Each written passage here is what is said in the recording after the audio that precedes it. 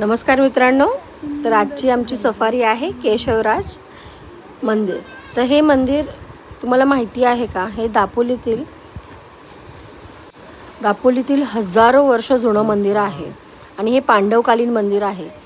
पांडवांनी एका दिवसात एका रात्रीत हे मंदिर बांधलं असं म्हटलं जातं.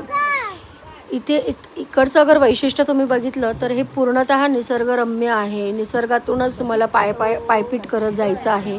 खूप छानशी अशी ट्रेकिंग होती. अगर तुम्ही इकडे जाताय तर सकाळी किंवा दुपारी जाणं योग्य ठरेल. त्यावेळेला तुम्हाला आजूबाजूचं परिसर बघणं, छानशी बाग बघणं, फणसाची झाडं, आंब्याची झाडं, छानशा कैरी लागलेल्या आहेत ते बघणं खूप छान वाटेल.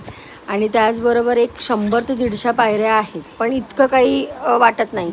हा पूल जो आहे, आता ह्या पूलवर जो आम्ही उभे आहोत, हा पूल अगोदर बनवला होता तेव्हा लाकडी पूल होता, पण आता व्यवस्थित असा सिमेंटने बनवलेला आहे. म्हणजे इतका काही त्रास होत नाही जाताना.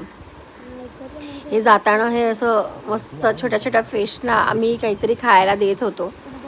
ते बघत मुलांबरोबर छानसं एन्जॉय करत आम्ही गेलो होतो. तर अगर ह्या आमच्या सासूबाई त्यासुद्धा व्यवस्थित अशा पायऱ्या चढत गेल्या. त्यांनाही एवढा काही त्रास नाही झाला, कारण की मंदिराचा परिसर खूप सुंदर आहे, खूप निसर्गरम्य आहे.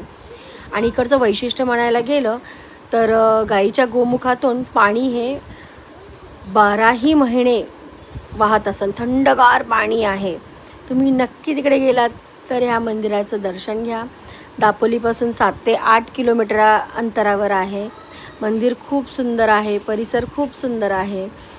आणि मुख्यतः हे भगवान विष्णूंचं मंदिर आहे. त्यांचं केशव रूप इथे आहे. तुम्ही नक्की व्हिजिट करा, तुम्हाला छान वाटेल.